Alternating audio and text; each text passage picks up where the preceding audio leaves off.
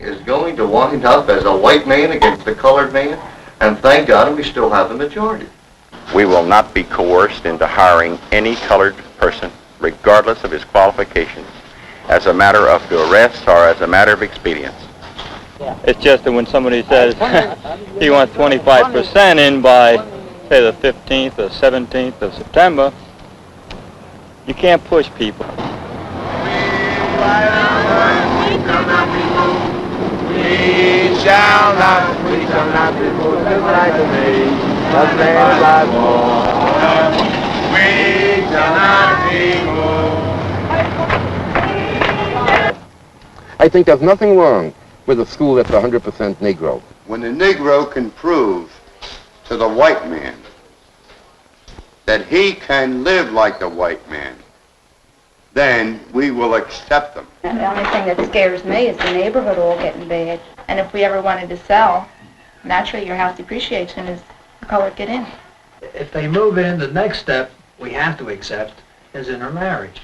We can be sociable with them in work. We can get along with them and joke with them. Sure. But when we leave our job and close the door and we're on our way home, we want them to go in their direction and we can go in ours.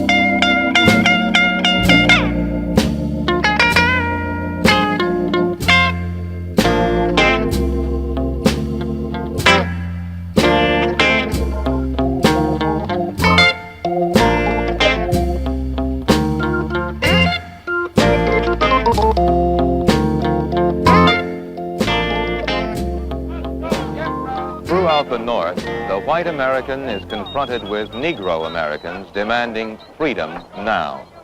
As you will see, he's confronted in Chicago, in St. Louis, in Fallcroft near Philadelphia, and in the New York suburb of Malvern.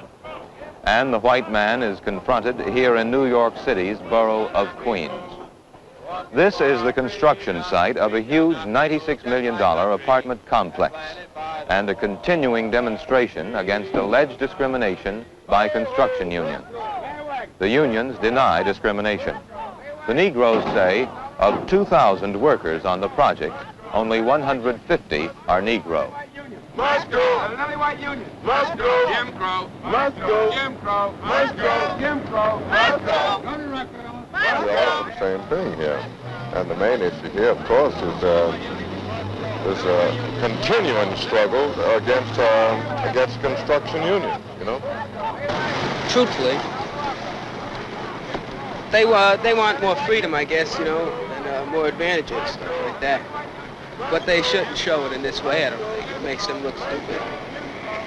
It's just a waste of time, I think. Of course, instead of people thinking they're equal or people starting to like them, I think more people hate them. I think they're acting like animals. Oh, ho, what do you know? Jim Crow must go. Oh, ho, what do you know? Jim Crow must go. Oh, ho, what do you know? Jim Crow must go. Oh, ho, what do you know? I'm just wondering whether it's a case of wearing out your welcome. We'll be out here until the snow falls. We're going to stay here until something gives. Something has to give somewhere. I only got a few more years to live, and I want everybody else to live up in the mountains and hibernate. Would you mind one way or the other? Not a way. Neither way. Neither way. Okay, what? What do you think about the demonstration then? I think they're nuts. Jim Crow must go. All white union. Must go. Another white union. Must go. Another white union. Must go. Another white union. Must go. Another white union. Must go. Another white union. Another white union. Must go. Jim Crow must go. Jim Crow. Another white union. Actually, they want to become president, every one of them. And they don't want to work their way up. They want to start at the top. A lot of them. It took years for us to get the conditions we have today. And then we'll have somebody to come over there and say, just push you on the side. He says, well, we want to take your place. You just get the hell out. Everybody has a right to work, because I'm looking to get out of the trade myself, you know. Not that glamorous a business. And it's a lot of hard work, and it's not so easy, but they got a right to live. They can come on in. If they come in the way we all came in through the apprentice training program, then I believe it's all right. Do you think this kind of demonstration is effective? No. I think the leaders are taking advantage of it.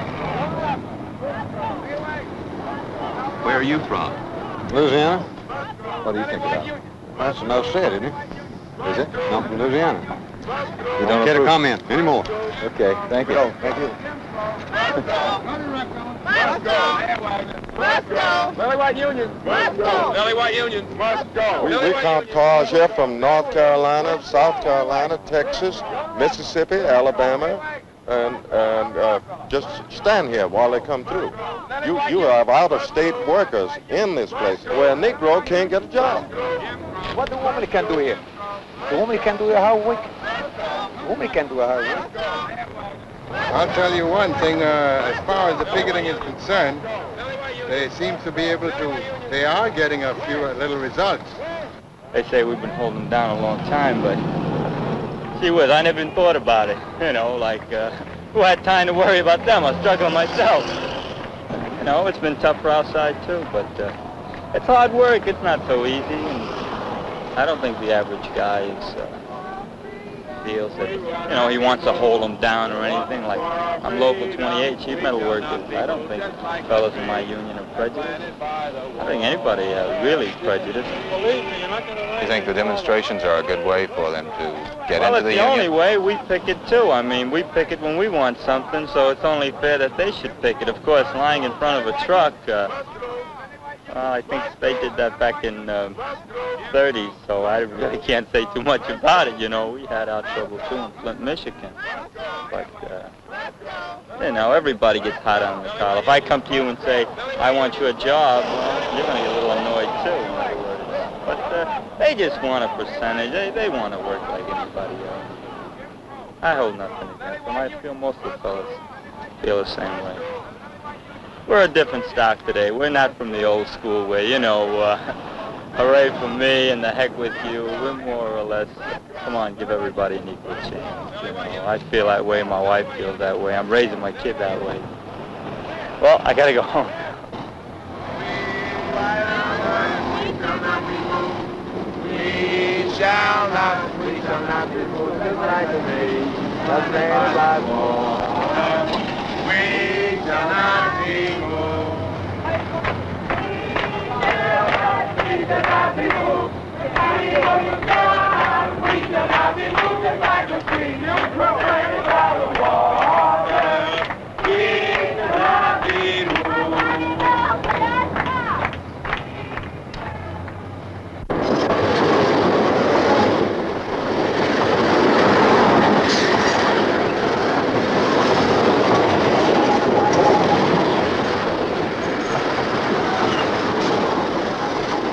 The train from Manhattan to Malvern, Long Island, a typical commuter train town.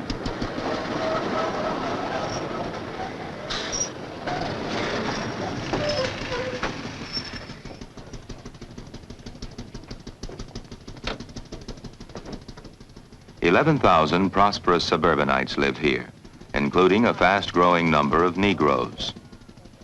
Until recently, none of Malvern's whites would have thought a controversy involving race was possible in their town. And then a new term, de facto segregation, took on real meaning in Malvern.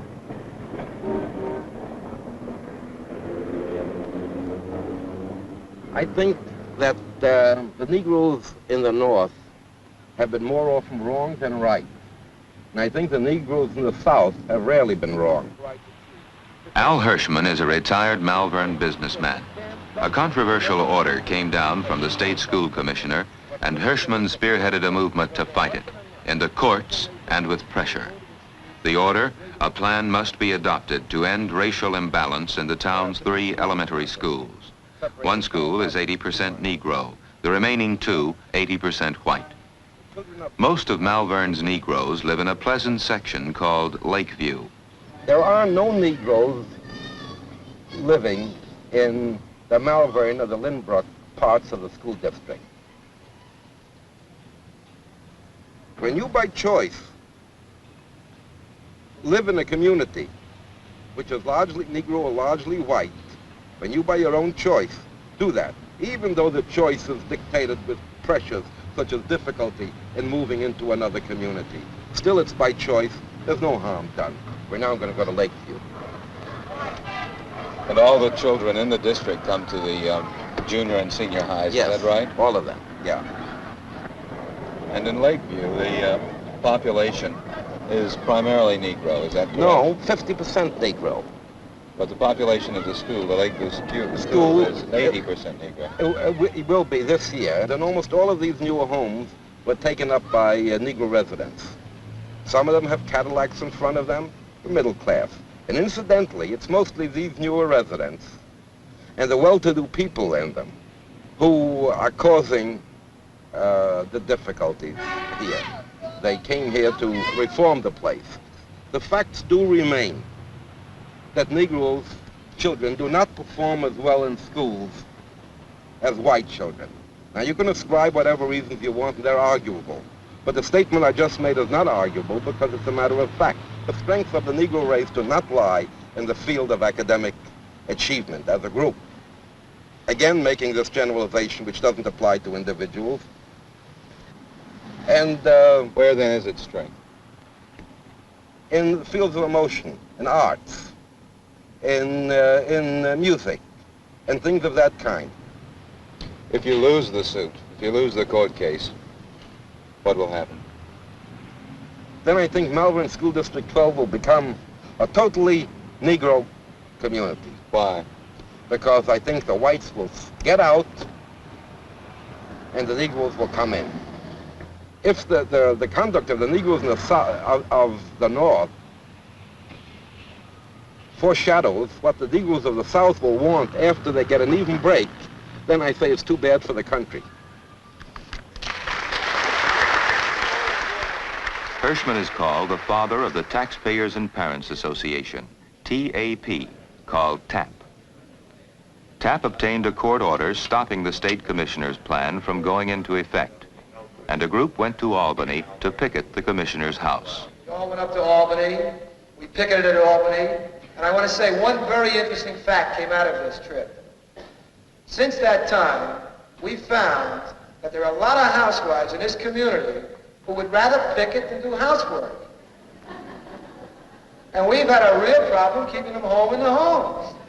This group proposed the TAP Freedom Plan, which would allow any parent, Negro or white, to send his child to either of Malvern's 3 grammar schools. Each and every individual should have the right to decide for themselves which of the 3 elementary schools they feel is the most desirable for their children to attend, and they, and only they, should be able to make this decision.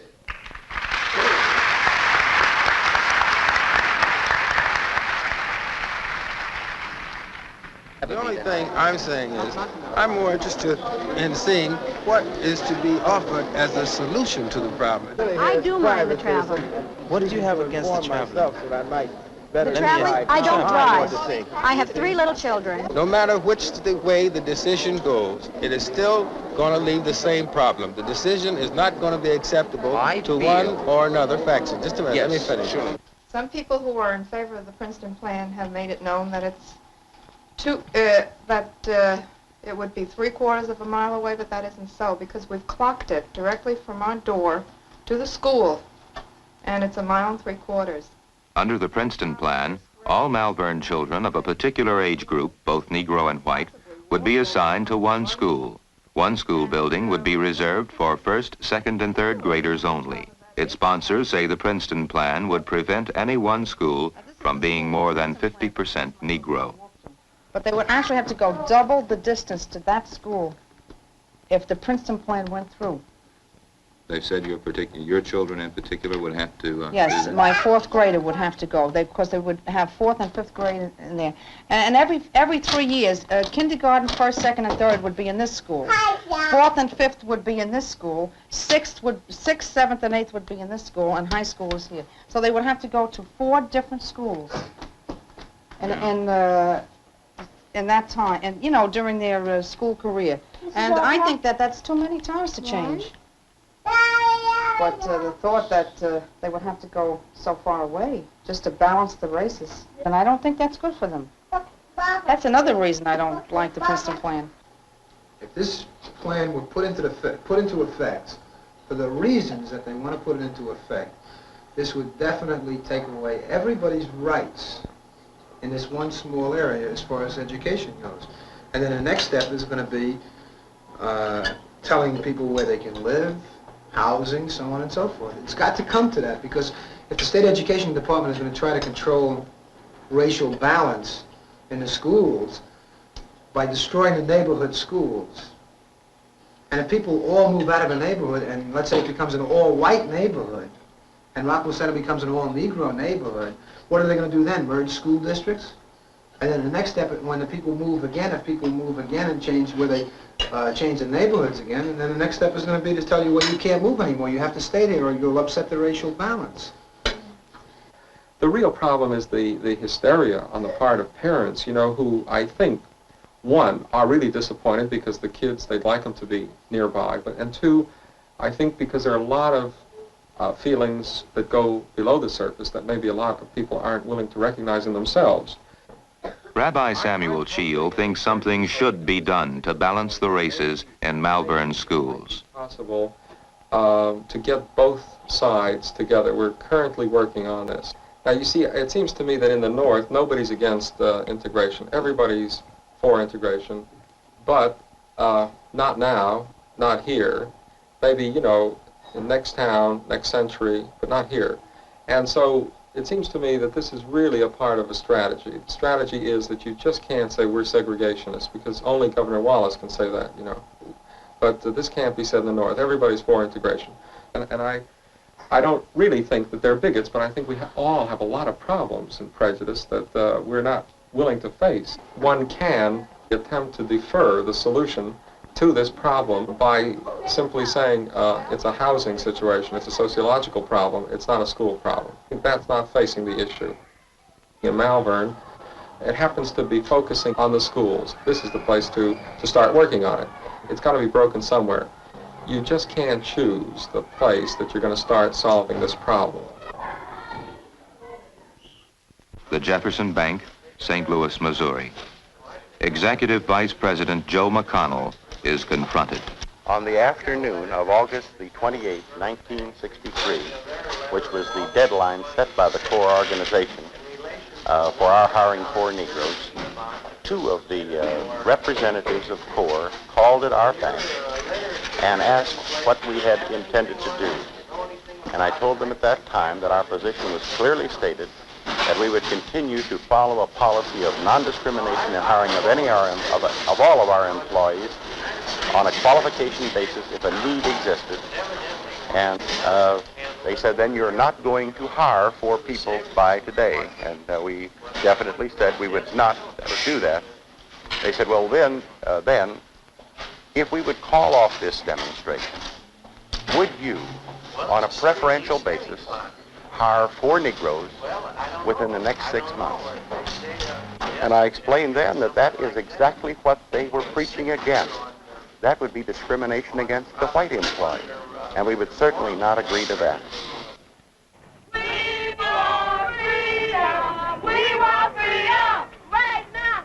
The Congress of Racial Equality says the bank's practice contradicts its policy.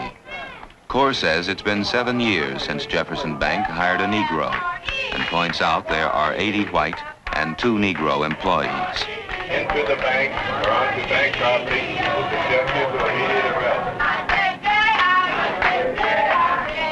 They picketed for an hour, and then they blocked our doors, and then they entered our bank, singing, chanting, clapping, and obstructing our business. We were absolutely unable to do any business at the time. In spite of our statements to them that we would continue a non-discriminatory hiring policy.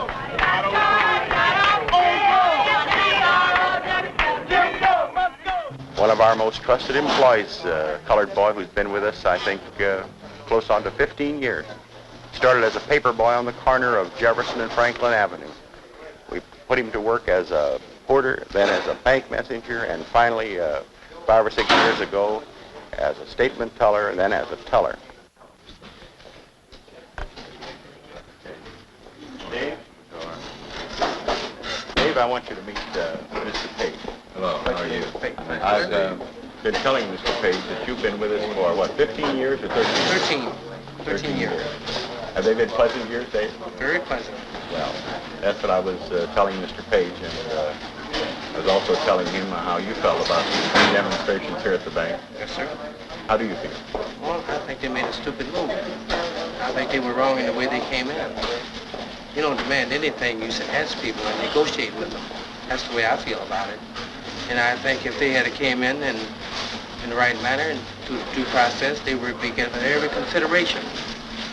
But they didn't come that way. They came in with demands. That's right. And they came in and told us how many we had to hire by a given date, and that's what we presented. That's right. Regardless of what our needs were, regardless of what their qualifications were. Just to tell you, Mr. Page, I just love to have more people like you in this bank. And maybe as a result of the publicity given this thing, we'll be able to accomplish that someday. I hope so, Mr. McCown. Well, I hope so too, Dave. Thank you. Glad to mention it. Likewise, sir. We'd just love to have more people of his integrity employed by our bank. We don't think of him as a colored man. We think of him as one of our people, and all of the people in the bank feel the same way. And that's why we've been so desirous of having qualified Negroes apply here. We know that they have ability if they have had the proper training. We know that they're entitled to equal opportunity. We don't think they're entitled to preferential treatment. And certainly we're not, that would be discriminatory in itself to give preferential treatment to any group as distinguished from another group. Our position is clear. We intend to follow it. We don't think we're the first bank picked out, but we think that we're the first bank in St. Louis who stood up for the rights granted all of us, whether we're bankers or garagemen, to run our own businesses on a basis of opportunity, qualification, and need. That is our position, and we will continue to follow that position, regardless of threats of intimidation and coercion and everything else that's been applied. Negro jazz trumpeter Dizzy Gillespie staged a one-man sit-in at this barber shop in Chicago's Loop. He sat for 6 hours without service, got his hair cut the next day after a man from the Human Relations Commission called on the owner. What about the problem of Negroes who come into your barber shop and want their hair cut, or to any barber shop? What's the main problem with that, Mr. Burrell? Well, that's the problem, that a lot of us don't know how to cut their hair. It's very hard because we're not used to cutting that type of hair. As I was saying, when I went to barber college, we used to have about 17, 18 barbers there, and they had 3 color barbers. And every time a color man come in, why, they would give to them. So therefore, we had no opportunity to cut those people's hair. Their hair is strictly all by clipper, and I can't use clippers. What happened when Gillespie came in here? Well, I didn't know how to cut his hair. He'd take an awful chance of getting a haircut off of me. And not only that, but if a color man comes in to get a haircut by us, it hurts all these color barber shops. They got a lot of good barber shops in the city of Chicago. I mean, real good, better class than mine. Was Gillespie the first colored man who had ever come in? Did you know who he was? No, I didn't. What do you think of a public accommodations bill, a law that would insist that you had to do this, that you had to cut anybody's hair regardless of their race? Well, I would get, because the situation, I wouldn't know how to cut it. I think I would quit the barber business, as far as I'm concerned. You mean you'd get out of business? That's right.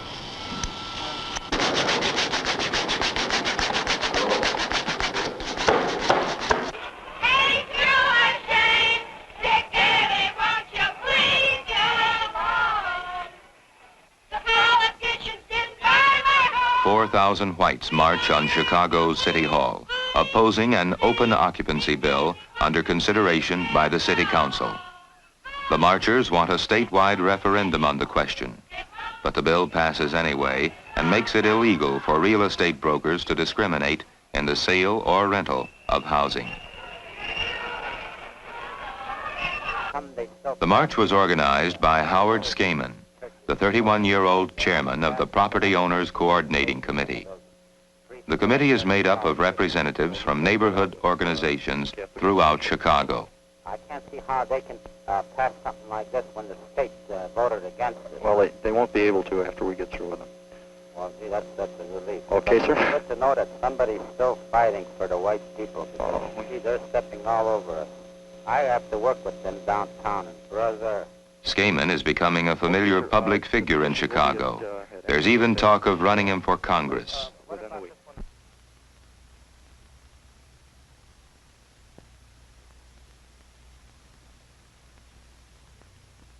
I'll go to anyone, within a week. Huh? Within a week, yes, sir. All right, I'll get a few circulating. I'll get them signed, but plenty of guys, because all the employees that I talk with, white ones, I mean, they're against it. But they say, what they say to me is, what can we do about it? Nobody's doing anything about it. We're getting something done now. That's what I like to hear. Okay, Okay, sir. Thank you for calling. Goodbye now. Bye. Parking lot up for the apartment buildings that he owns on either side here. Skaman says he's against open occupancy laws on constitutional grounds, but he frankly admits no Negroes are wanted in South Lawndale. Well, why basically, though, do these people not want the Negroes to come in? Well, it's not a fear of Negroes per se. It's a definite fear of anyone who would run down their neighborhood. Home is probably the most important thing to people of this basic ethnic background. These are primarily Bohemian, Polish people. People have a great deal of pride in their homes. All you have to do is look at what we're coming up to here ahead of us is, while it's not typical of the community, it's certainly not the exception to the rule. Here's a man who has a parking lot. Check that over there. There's a group of the boys who are off work this afternoon. Yeah. 1 20, 4 20, 8 20, 9 20, 0. No jo, máme 37. 37 máme. Jo. Akorát jsme to vyhráli. Mr. Chairman? Pošli zpátky pro skíze. We have, these gentlemen are out from Boston, and they're here filming a report in Chicago. Basically, they're trying to understand why we don't want colored people to move into this neighborhood. Yeah. How do you feel about it? No, sure. I don't want them here either. I'm clean and you know what they do all the time. And we don't want, as long as we can hold it, so we hold it without them. They passed that law that you have to take colored people, huh? It's not passed yet. But we're still fighting them. That wouldn't do them any good anyway. Because if colored people come, then I can say $150 for the flat. Then he wouldn't take it. So the law doesn't mean... So the law don't stop us. That's why people don't put no more flats for them. They could have put it. Yeah, if colored people come, they can say it's gone because he got a ticket in the window, but he gets $150. So what they gonna do? They gotta walk away. Yeah. They go to restaurants out here, nobody bothers them. Yeah. As far as that. But I don't believe that they should, you have the right to. No, sure. You get the As property long here as we for can 45 keep it, years, so and we they keep should it. sell it or rent it to who you please and not to what they tell you to rent it. Yeah. Well, good. Thank you very, very much, gentlemen. Appreciate it a lot. Welcome. It's all right. It's all right. I'll be back with the Daily News to take Okay, pictures all right. in a few weeks. Thanks.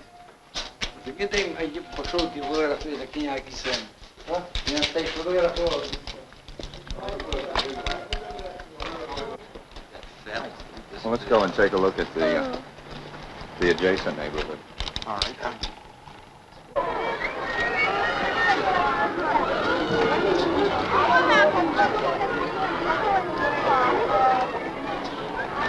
Where you take them in for? What are you doing? This is what our community doesn't want to happen.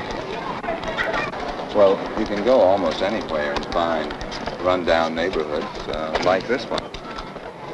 But why would it be necessarily true that a neighborhood would be run down just because Negroes moved in? This isn't true at all.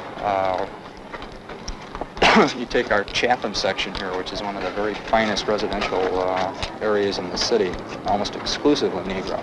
The property is extremely well maintained, beautifully kept up. It's a very, very desirable community to live in. My point is, these are our immediate neighbors here. And this is why you find so much resistance, not only in our community, but in all the immediate marginal areas to this community and others such as Woodlawn. In other words, your people feel that this is what would happen to their neighborhood. This is what would happen to their neighborhood. You feel that way too? I know it would. If you think on the northwest side of the city of Chicago that you are going to be living in an all-white community indefinitely, you're mistaken. You are eventually going to live in an either integrated or inundated community. Now, I really envy you out here in the northwest side of the city of Chicago because you are very, very far removed from the real problems that exist. You don't have slums within a block or two of you. But if open occupancy bills are passed in the city of Chicago, it will directly affect you. We feel that if this bill is permitted to be enforced, it will cause a mass exodus of the people who can afford to move from Chicago into the suburbs where they think they're protected. We feel that Chicago will become a mecca for all, let's face it, Negro immigrants from all over the entire country. It's very easy to get on the relief rolls here. Now, there are reasons for opposing open occupancy legislation on constitutional grounds. There is no one, or no legislative body, or no government, which has the right to tell you who you should sell or rent your property to. The Supreme Court has not ruled on it, and they refuse to do so. Might be nice if we had a Supreme Court of our own for a change. How do you feel about the clergy of Chicago? Well, I mean, telling us that it's more or less our moral obligation to accept integration and stuff. I mean, they all take the same moral position, that social justice and equality for all people is the right thing to do. I believe in this. I support it, and I'm sure you do. But anytime the Catholic Church or whatever faith they belong to tells me I'm supposed to vote for bill number so-and-so, I'm going to tell them just where to go. Why do they want to go into a white neighborhood? They don't. I mean, the city of Chicago builds them beautiful housing. Have you ever been in it? Yeah. No, I haven't been, but before they occupy it, they are beautiful. It's going to come eventually. I'd say in 200 years, we're all going to be of one race. One race. And after all, the white people are a majority, not a minority. This we know. I mean, I wouldn't say whether I was or I am or against or for something of this sort. I'm not, like I say, I'm not against any color that's, they have a right to education, but as far as our rights, we should have a right to sell to whoever we want. Would you want to live next door to a Negro? No. The Chicago Real Estate Board is fully backing Skaman's fight and published a leaflet called Forced Housing. The board's president is Percy E. Wegner. Well, in general, how do you feel about any legislation aimed at the broker that has the objective of open occupancy? We think that it is illegal, that you have no right to enact a law which has to do with the human rights and the property rights of individuals, and that it's a violation of both the 13th and the 14th Amendment, the Constitution and the Illinois Constitution. You purchase a property because you desire to live in a certain place, and you have therefore also the right to sell and to rent. That's a fundamental human right as well as a property right. And you take that away from a person, you are taking away from him his constitutional rights. I don't ask people to my house, in my home, on my property, that are not acceptable to me. Neither does anyone else. Many white men I wouldn't have step across my threshold.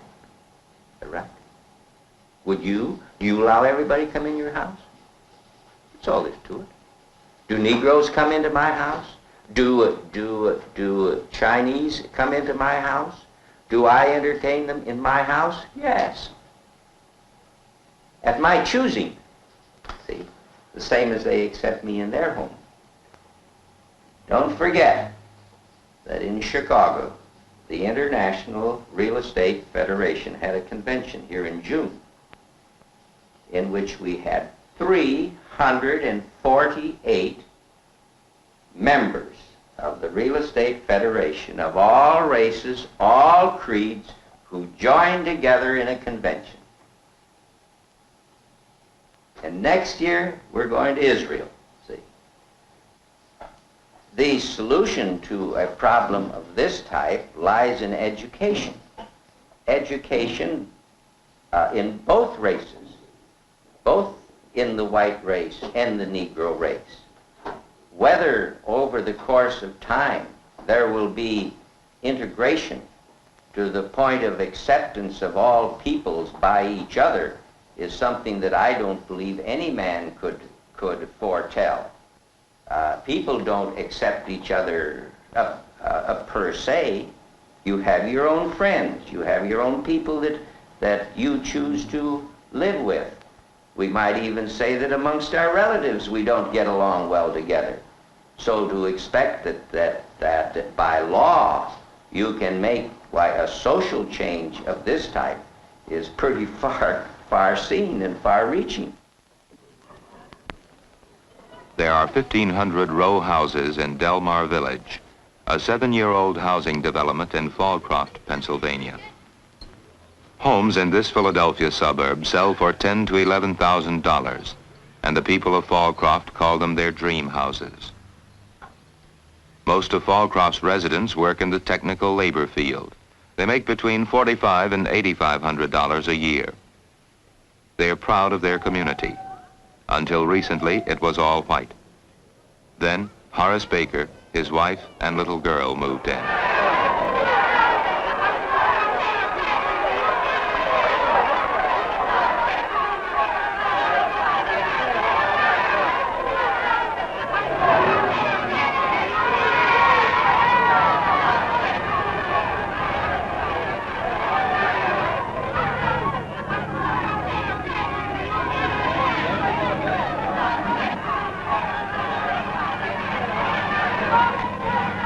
Hey, Chief. Hey.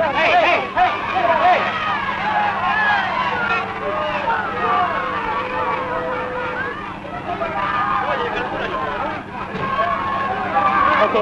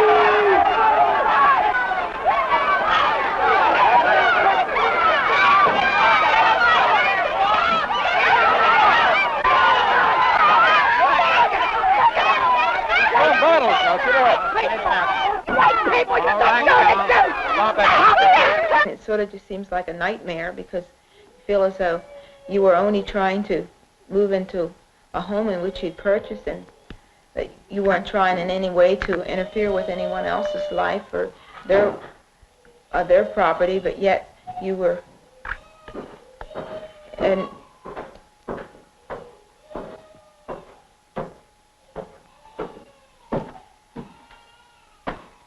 they could have moved in 6 o'clock in the morning. They just got in there without anybody seeing them. But they waited till 5 o'clock at night. Early in the morning, they could have just snuck in there. Why didn't they do that? The newspapers, the TV, the radio, they gave a false conception of what happened in Delmar Village. Tonight at 7:05 on WIBG, they had a program called World in Perspective, which was called Disgrace of Delmar Village. Now the people in this village and the people of Fallcroft do not feel that this is right. The newspapers, the television, and the radio have not seen our side of it. I think they're getting paid to move in. I think they're getting paid to move in. Any color that moves into this area, I'm sure, is only coming in here for one reason. That's to bust the neighborhood down, discourage the white person, stop the whites from moving into the area, and hope that it'll be converted to a Negro integrated development. Aside from being forced integration, it's forced legislation. Well, what I can't understand is that this is supposed to be a free country and great nation and whatnot, and yet you hear them say, oh, I'm afraid I won't say anything, I'll lose my job. That's right. Hey, look, I work this is no free with country. 400 color people. And out of them 400 people, I mean, a lot of them have felt the same way I did. But they had a lot of guts moving out here. Sure, I've heard lots of different colored people themselves say the same thing. That it wasn't right. Now what? Something's wrong somewhere. Free country, and everybody's afraid to open their mouth, afraid they'll lose their job. Well, they're afraid of the pressure of the NAACP because they exert the pressure on the employer, but the employer is afraid to buck them and say, well, I'll keep the man on. He takes the easy way out, the same as the big food stores, the government, and everybody else. They don't want to buck the tide, they so to speak. But the only thing that really scares me is if the color did move in next door. My little girl grew up with the little boy next door, and she liked him. I mean, like, yeah, I don't understand the intermarriage. That's one thing that I don't like at all, and that's what I would be afraid of. Because she grew up next door to him, and she liked him, and I know the majority, usually don't marry the boy next door. That doesn't usually happen. But if they grew up together and went to school together, and I think if they were mixed, I think that would be the next thing. That there would be a lot of that in a marriage. I don't see. That's the only thing that. But as far as them as people, and they're the same as me. I don't lower them in any way. There probably are a lot more of them that are better than me. But that's the thing that bothers me on intermarriage. I don't like that.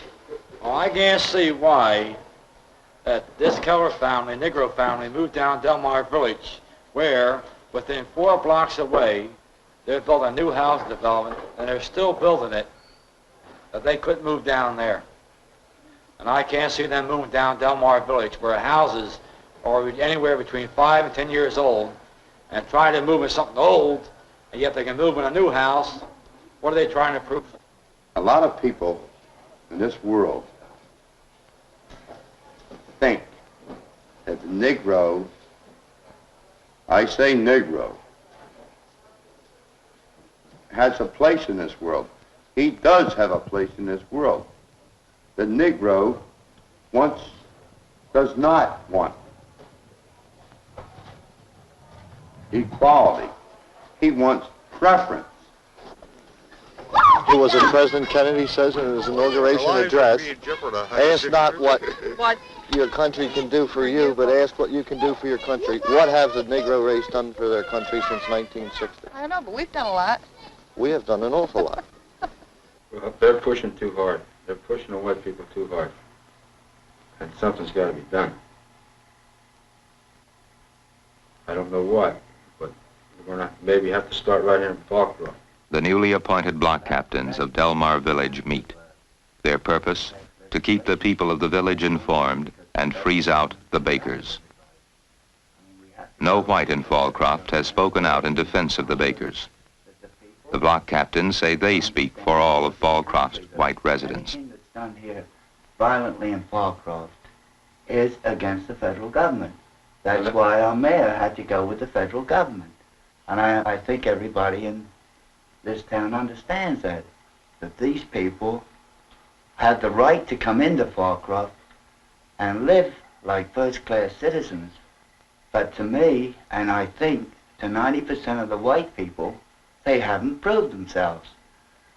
For instance, the Italian people, when they came to this country, I understand, they had Little Italy.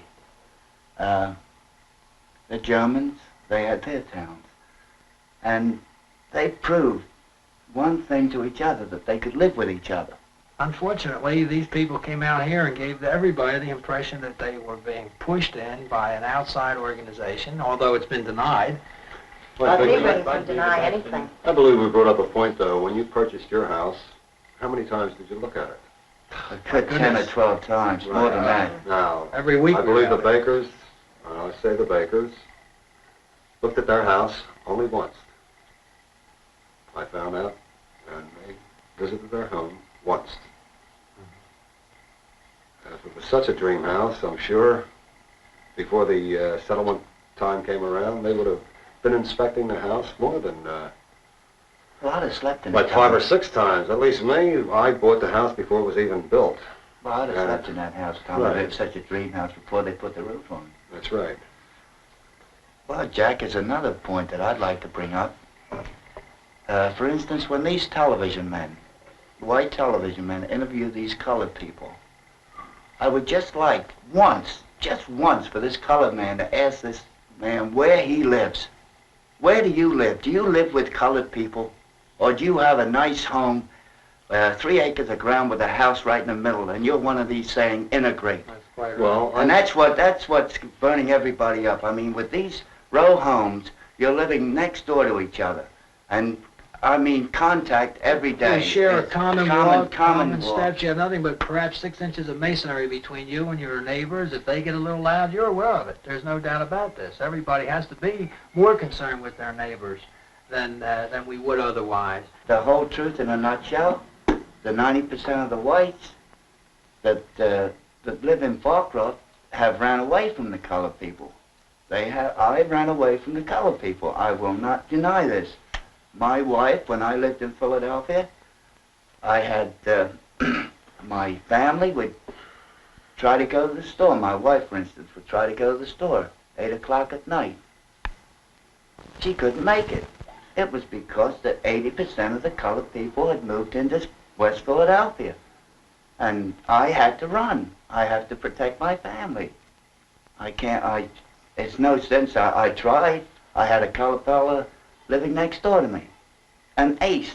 This man was better than any white man that I know. He was an ace.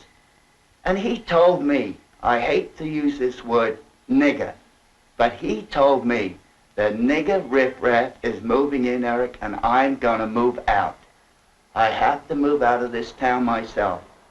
And for instance, right down here, we have a beautiful colored settlement.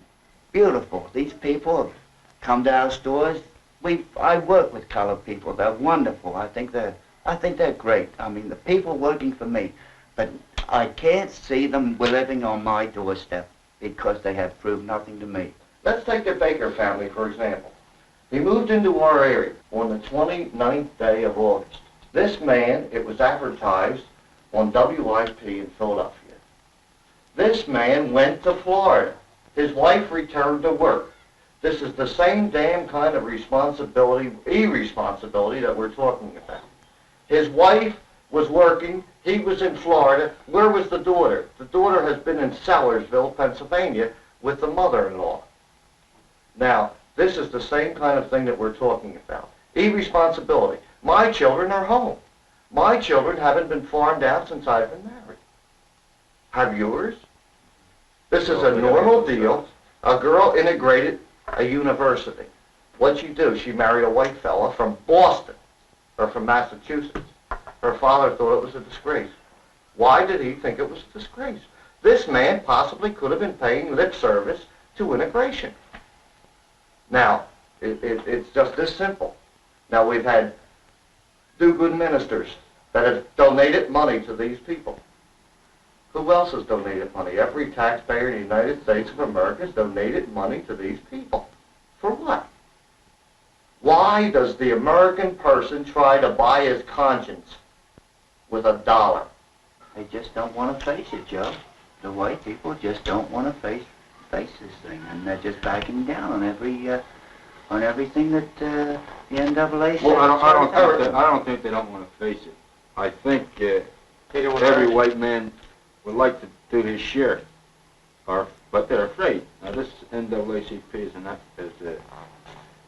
national movement. Not that. It's a powerful organization. It's a communistic We've had men from this village fired from their jobs because their pictures were in the paper.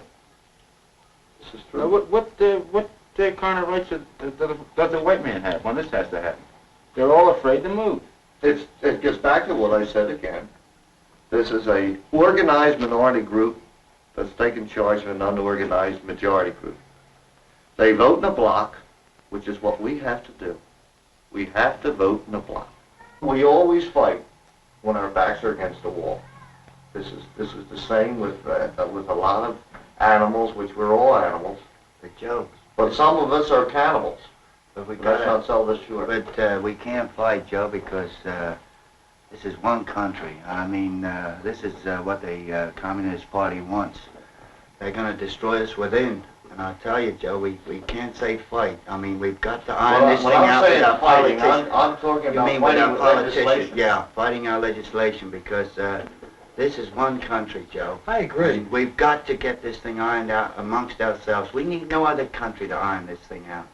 This has got to be ironed out by our politicians and straight through. I mean, level. No backbiting, and level this thing out to the people. Tell this NAACP what's going to happen. Come out truthfully and tell what 90% of the white people want them to know, Joe, because we smile at a colored man at work. We smile, we laugh, but look what happened here in Fallcroft.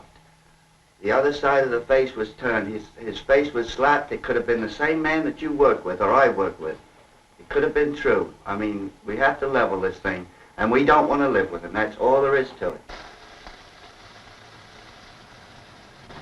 Did he say Hatton Avenue or Hatfield Avenue? The Pennsylvania State Police, still guarding the baker's house on Heather Road.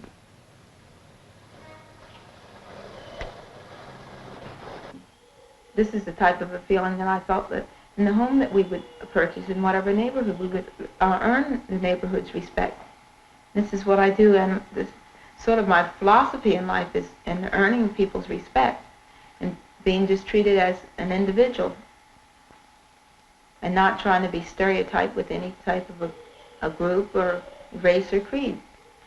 And, well, let's say I feel as though as far as pigmentation, that's about the only difference that we majorly have. I don't feel as though, let's say, with the education that you receive, that there should be any other differences. And every summer, let's say the Caucasians, they try to go and get themselves tanned and try to match you up with that. So I don't feel as though there should be that many differences or such a cruel type of a feeling.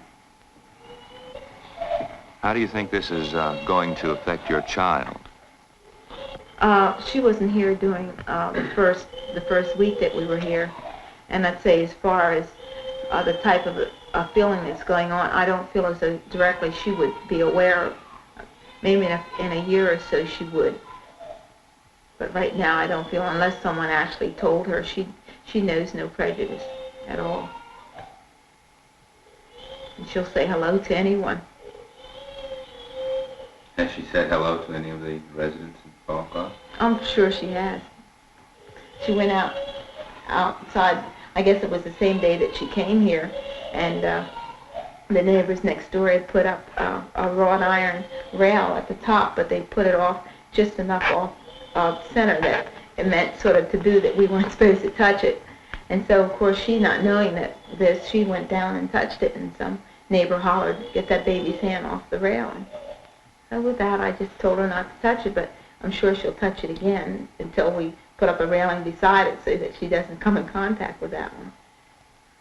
But this is what I mean. Children actually don't know this type of a thing. It has to be instilled upon them.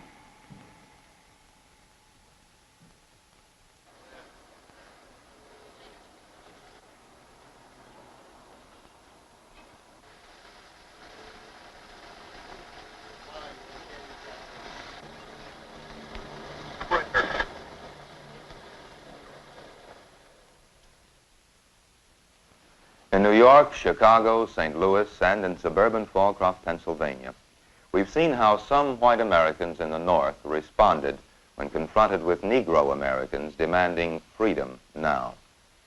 We've seen white opposition increase as the Negro came closer and closer, until in Fallcroft, Pennsylvania, the strongest fears, integrated housing and intermarriage, erupted into violence. When a lack of understanding and emotion take over, as they did in Fallcroft, how are these real feelings to be dealt with? Perhaps the rioting on that Fallcroft street could have been avoided if some organization, apart from the civil rights groups, had helped the people of Fallcroft overcome their fears. The major civil rights groups have sought mainly to desegregate, to open doors to Negroes that once were open only to whites. As those doors began to open, the hope was that new contacts between Negroes and whites would mean improved white attitudes. And in many cases, new contacts have helped the white man look at the Negro man in a new and kinder light. There are places where real integration is proceeding peacefully. But as long as there are whites who respond with bitterness and even violence, the white man's emotions cannot be ignored. Following a summer of growing white resistance in the North, Dr. Martin Luther King Jr. has recognized this. Talking about the Northern white, he said recently, "We can never have meaningful integration until these prejudices are recognized and discarded." Obviously, a major effort by both races is needed to see that these prejudices are recognized and discarded. The American Negro is now making an unprecedented effort to gain his freedom and the respect of whites. The American white is going to have to make an equal effort to prepare for the day when he is confronted. Most white Americans have not yet been confronted by the Negro who will not go away. The schools, churches, the government agencies, the communications media, all have a responsibility to help the white man accept his new relationship with his fellow Negro citizen.